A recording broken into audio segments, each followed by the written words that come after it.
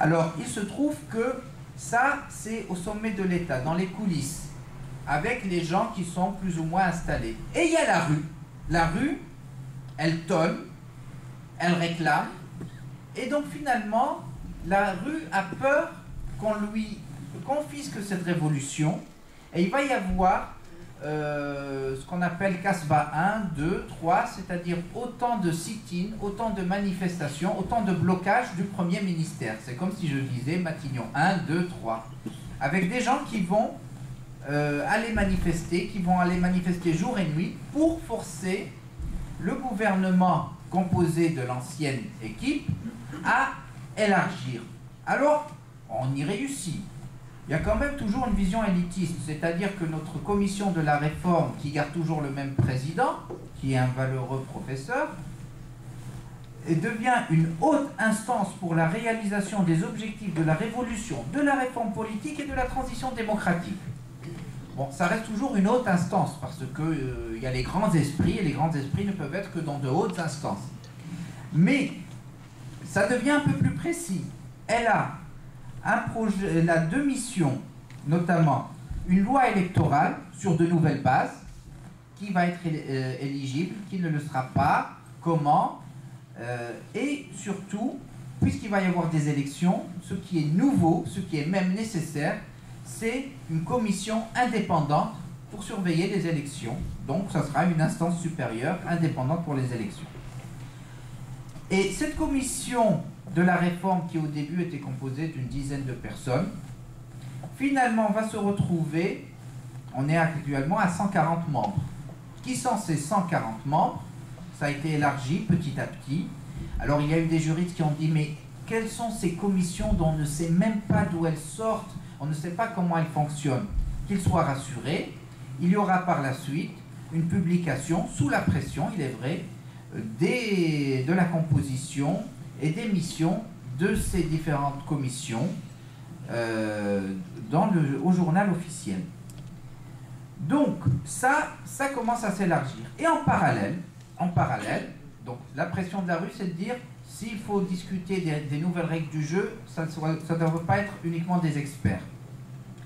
En parallèle, le président par intérim va également légaliser un conseil national pour la protection de la révolution, qui était un conseil qui avait été formé informellement par des associations et des groupes et des partis politiques. Et ce conseil-là va avoir sa première réunion dans l'ordre des avocats. Mais il n'y a pas uniquement des avocats, il y a des magistrats, il y a des représentants de tous les partis politiques. Et bien entendu, ce conseil-là, il est un peu plus politique, si vous voulez. Ce qui fait dire au président de la commission pour la réforme devenue haute instance, en février 2011, il y a une démarche consensuelle, il y a deux comités, l'un formé des experts et l'autre formé des politiques, si vous voulez. Et le tout, c'est pour faire en sorte que cette révolution n'échappe pas au peuple. Ce qui est bien également, c'est que, et ça c'est très important, c'est que par exemple, quand vous prenez le journal officiel, bon, là je vous le sors en arabe, ça c'est le décret du 18 février 2011 pour le Haut Conseil de réalisation des objectifs de la révolution. Vous avez également la haute instance de surveillance des élections, et vous avez sur quoi travaille maintenant le Haut Conseil, c'est-à-dire le mini-code électoral nécessaire pour l'élection de l'Assemblée nationale constituante.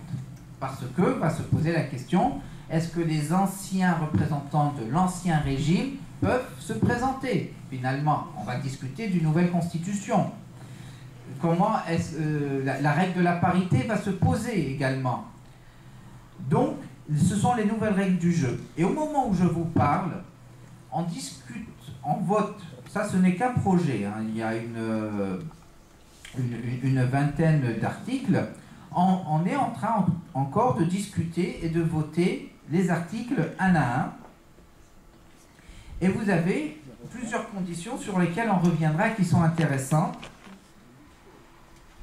Donc vous avez les gens qui sont exclus, et je vais vous le faire très rapidement. Donc bien sûr on rappelle qu'il faut que ça soit des gens honnêtes, ça se fasse dans la transparence. Et ce qui compte par exemple, c'est que les anciens représentants du régime ne reviennent pas. Alors une première discussion a été, est-ce qu'il faudrait que tous ceux qui ont participé au gouvernement de Ben Ali depuis 23 ans soient éliminés? Certains ont dit ça serait bien seulement sur les 10 dernières années. Finalement, les gens sont encore descendus dans la rue et finalement, on va garder les 23 dernières années. Toutes les personnes qui se sont compromises avec Ben Ali ne pourront pas se présenter aux élections pour la constituante. Après, nous avons quelque chose de fabuleux.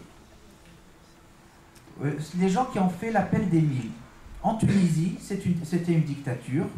Il fallait demander au dictateur qui ne voulait pas se représenter, qui ne voulait pas du pouvoir. Il fallait le supplier qu'il accepte. Donc, par exemple, le journal Le Temps, qui était détenu, qui avait été racheté par son gendre, avait lancé l'appel des 1000. 1000 personnes, des hommes et femmes d'affaires, des universitaires, qui sollicitaient dès 2010, soit 4 ans avant les prochaines élections, qui lui disaient, s'il vous plaît, présentez-vous pour parachever votre œuvre. Donc ces 1000 personnes, dont les noms ont été publiés dans la presse à l'époque, et qui étaient fiers de le faire, des médecins, des cadres et responsables agricoles, des étudiants, des cadres éducatifs, ces 1000 personnes, finalement, ne pourront pas se présenter aux élections. Voilà, ils se sont bien piégés, ils ne pourront pas se présenter. Alors, le plus important également pour nous, c'est qu'aujourd'hui, en Tunisie, le principe de la parité entre femmes et hommes a été consacré pour ces élections de l'Assemblée nationale constituante. Donc, ça va être de façon alternée. Et c'est toujours, ce principe est maintenu, et on espère bien que les personnes qui seront élues, aussi bien hommes que femmes, pourront permettre la poursuite et la consécration de ce principe dans la Constitution. Il est clair également, c'est le but recherché. Ce que vous retiendrez, vous avez promis 10 minutes, c'est qu'au tout début, il s'agissait de dire, bon, il faut faire une réforme et on va voir comment trouver un autre président. Finalement, le peuple a imposé une assemblée constituante, et actuellement en Tunisie, vous avez donc un président par intérim, un gouvernement par intérim, qui gère les affaires courantes.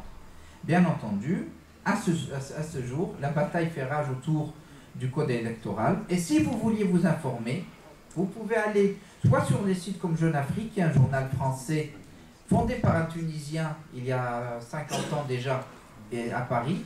Sinon, les sites que je vous indique, ce sont des sites tunisiens, y compris celui de la presse de Tunisie qui était le porte-parole du gouvernement et qui maintenant est devenu une presse libre. Et vous avez également Kalima Tunisie, qui était une radio libre qui était empêchée d'émettre et qui avait également émis sur le web. Alors, bien sûr, ce qu'on vous demande, même si je sais qu'il y a beaucoup de sympathie dans cette assemblée, c'est de faire un effort. Cette caricature que j'ai sortie de Marianne, avec ces réfugiés à qui l'un dit « mais on ne vous a pas aidé chez vous, vous ne croyez pas qu'on va vous aider en France ?» elle est dramatique, elle est poignante. Parce que, début janvier, après la fuite du dictateur, la France, allez, on va les aider, 350 000 €. Maintenant, quand Juppé est allé en avril, c'est un peu plus. Mais même si c'était, je donne comme ça, 50 millions d'euros. 480, allez, qui dit plus? 480. Je prends 480 millions, pas de problème. Ce n'est rien, parce que le même jour, le Portugal aura eu 80 milliards de soutien, je parle en euros, et la Tunisie, même si elle en avait 10 ou 20 ou 480 millions, ce n'est absolument rien. Parce que finalement, il faudrait un plan Marshall pour la Tunisie et pour les autres pays, parce que l'enjeu est là. Si on n'aide pas ces démocraties naissantes, elles vont se noyer et ça ne réglera pas le problème parce que les 30 000 jeunes qui sont venus, ils veulent rester chez eux s'ils avaient de meilleures conditions. Mais si on ne les aide ni là-bas, et encore moins ici, ne serait-ce que pour mieux repartir, le problème sera toujours posé. Alors, note d'optimisme, on vous invite à suivre les rencontres tunisiennes, à nous soutenir pour les prochaines également. Et puis, on est là à votre disposition pour répondre à vos questions. Merci de votre attention.